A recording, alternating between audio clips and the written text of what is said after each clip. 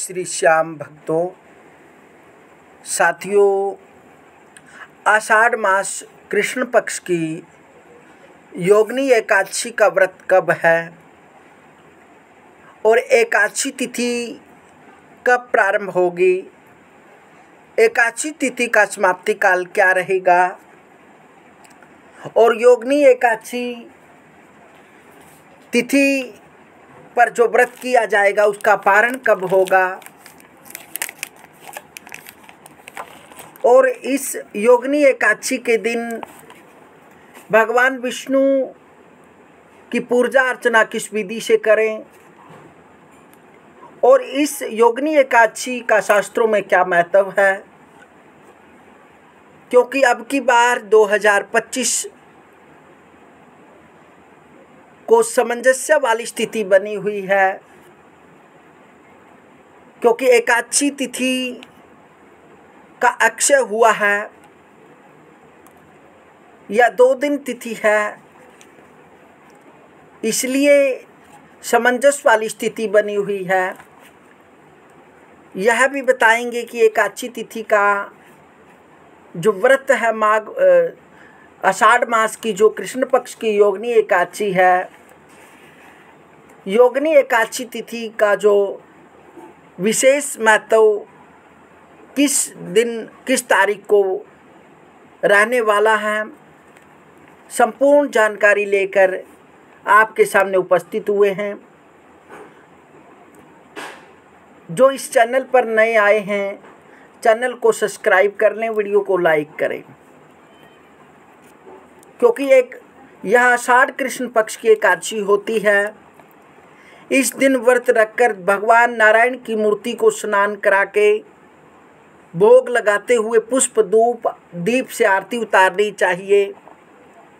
ब्राह्मणों को दान देना परम श्रेयकर है। इस एकादशी के प्रभाव से पीपल का वृक्ष कटने से उत्पन्न पाप नष्ट हो जाते हैं, अंत में स्वर्गलोक की प्राप्ति होती है। यदि किसी से जाने अनजाने में ब्रह्म हत्या हुई है या किसी पीपल वृक्ष को काट दिया है या गौ और ब्राह्मण का तिरस्कार कर दिया है या गौ को प्रताड़ित किया है या ब्राह्मण को आपने द्रव्य दक्षिणा आदि देकर प्रसन्न नहीं किया,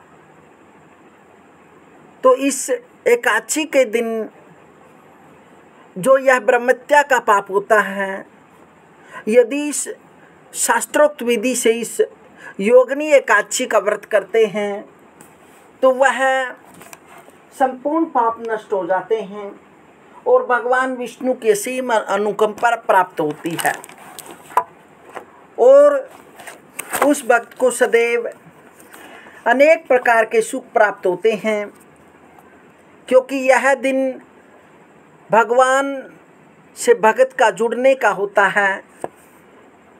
योग विधि द्वारा भगवान को जानना होता है, इसलिए इस एकादशी को योगिनी एकादशी के नाम से जाना जाता है। जो भक्त नित्य प्रातः स्नान आदि से निवृत्त होकर भगवान विष्णु की पूजा करता है और एकादशी तिथि के व्रत का संकल्प लेता है, तो उसकी सभी मनोकामनाएं पूर्ण होती हैं और सभी कामनाएं पूर्ण होकर भगवान की असीम अनुकंपा उस भक्त पर हो जाती है। वह इस लोक में भी सुख प्राप्त कर लोका है और परलोक में उसको वैकुंठ धाम प्राप्त होता है, ऐसा शास्त्रों में बताया गया है। इसलिए इस एकादशी का महत्व शास्त्रों में बहुत बड़ा बताया गया है, क्योंकि यह एकादशी है जो इस एकादशी को जो प्रारंभ काल है 21 जून 2025 दिन शनिवार को प्रातः 7:19 पर एकादशी तिथि प्रारंभ होगी, जो कि अगले दिन 22 जून 2025 रविवार को सुबह 4:28 पर समाप्त होगी।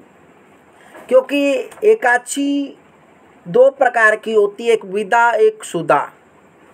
10वीं युक्त तिथि से युक्त एकादशी तिथि विदा एकादशी कहलाती है। सूर्योदय कालिक एकादशी तिथि द्वादशी तिथि से युक्त हो तो वह शुद्धा एकादशी कहलाती है। यद्यपि धर्म ग्रंथों में गृहस्थों को 10वीं युता एकादशी में व्रत करने की आज्ञा दी गई है, इसलिए गृहस्थी को यह व्रत 21 जून 2025 दिन शनिवार को रखना श्रेयकर रहने वाला है।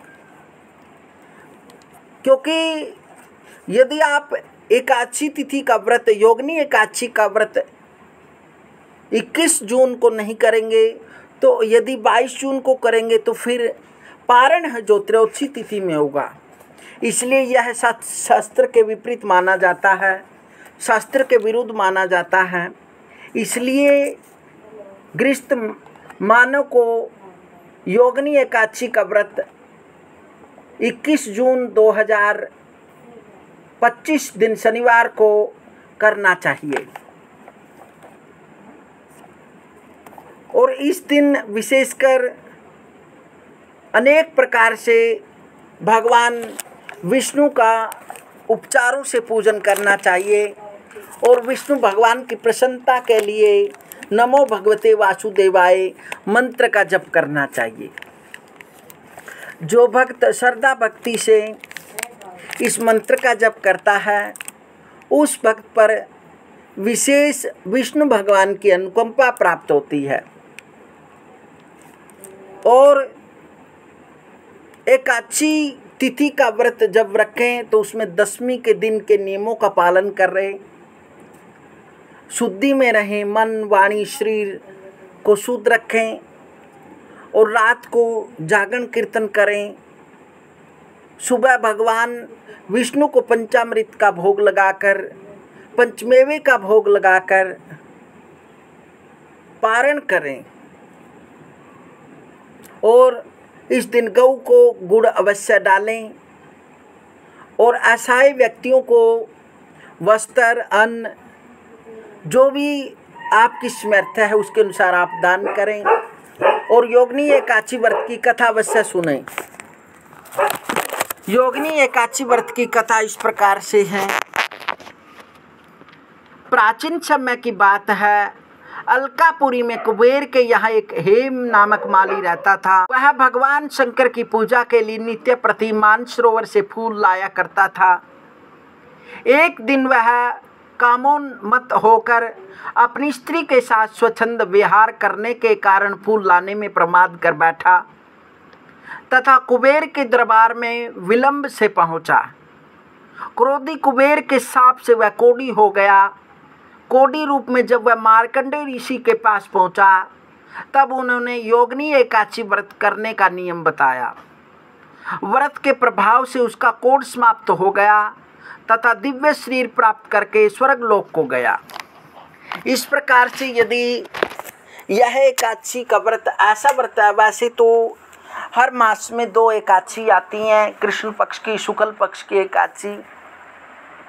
और दोनों एकादशियाँ अपने आप में महत्व होती हैं, बहुत ही अपने आप में महत्वपूर्ण होती हैं। लेकिन आषाढ़ मास कृष्ण पक्ष की योगिनी एकादशी का शास्त्रों में बहुत बड़ा वर्णन किया गया है, बहुत बड़ा व्याख्यान किया गया है। यह एकादशी एक ऐसी एकादशी है जिसे भगत को विशेष भगवान विष्णु की अनुकंपा प्राप्त होती है। इस दिन भी यदि आप किसी कारण से व्रत नहीं रख सकते तो कम से कम गौ माता को हरा चारा और गुड़ डालें और असहाय व्यक्ति की सहायता करें। जो ऐसा करता है उसको भी एकादशी व्रत करने से जो पुण्य प्राप्त होता है वह फल उसको प्राप्त होता है, ऐसा शास्त्रों में माना गया है। और वैसे भी यह एकादशी तो एक ऐसी एकादशी अपने आप में बहुत ही महत्वपूर्ण है, जो व्यक्ति से जाने अनजाने में किसी प्रकार का अपराध हो गया हो या किसी जीव को तड़पा दिया गया हो या किसी जीव की हत्या कर दी गई हो या फिर पीपल वृक्ष काट दिया गया हो या किसी प्रकार की ब्रह्महत्या हो गई हो, तो यह व्रत एक ऐसा व्रत है जो ऐसे निष्पापियों के पापों को दूर करता है और विशेष उन भक्तों पर भगवान विष्णु की विशेष अनुकंपा प्राप्त होती है। इसलिए इस व्रत को विशेष शुद्धि के साथ करें और विशेषकर इस व्रत के दिन संकल्प अवश्य लें, क्योंकि बिना संकल्प के यदि कोई भी आप व्रत अनुष्ठान पूजा जो भी करते हैं वह बिना संकल्प के संपूर्ण नहीं माना जाता। इसलिए संकल्प अवश्य लें। अपने दाएं हाथ में थोड़े चावल पुष्प लेकर भगवान विष्णु से प्रार्थना करें कि हे विष्णु भगवान, मैं आपकी शरण में हूँ, आप शरणागत की रक्षा करो। मैं आज अपनी वाणी, शरीर और मन को पवित्र रखते हुए आपकी पूजा करूँगा और आपका विशेष मंत्रों का जप करूँगा और मेरी जो भी मनोकामनाएं हैं वह आपकी कृपा से पूर्ण हो और विशेष आपकी कृपा मेरे ऊपर हो और मेरे से यदि कोई पाप हुआ है तो वह दूर करो। मैं पातकी हूँ, मेरे पापों को दूर करो। इस प्रकार संकल्प करके सारा दिन शुद्धि में और विष्णु भगवान के भजन में बिताना चाहिए। रात्रि में भी जागरण कीर्तन सुनना चाहिए, करना चाहिए और इस योगिनी एकादशी की जो कथा है वह अवश्य सुननी चाहिए। और इस दिन तो यह विशेष जो कथा का विशेष महत्व माना जाता है वह यही है कि प्राचीन काल में जो कुबेर था वह भगवान शिव की पूजा करता था और जो वहाँ पर एक वाटिका में से पुष्प लाकर देता था, लेकिन वह प्रमादवश अपनी स्त्री से मिलने लगा और उसको प्रमाद हो गया, देरी हो गई, जिसके कारण उसको श्राप दे दिया गया। वह कोढ़ी हो गया और वह मार्कंडेय ऋषि की शरण में गया और मार्कंडेय ऋषि ने योगिनी तिथि, एकादशी तिथि का व्रत करने का आज्ञा दी। उसने पालन किया और उसने एकादशी तिथि का विधिवत पूजन किया, व्रत किया और उसके प्रताप से उसको भगवान विष्णु की विशेष अनुकंपा प्राप्त हुई। मिलते हैं साथियों अगली वीडियो में, तब तक हरिओम।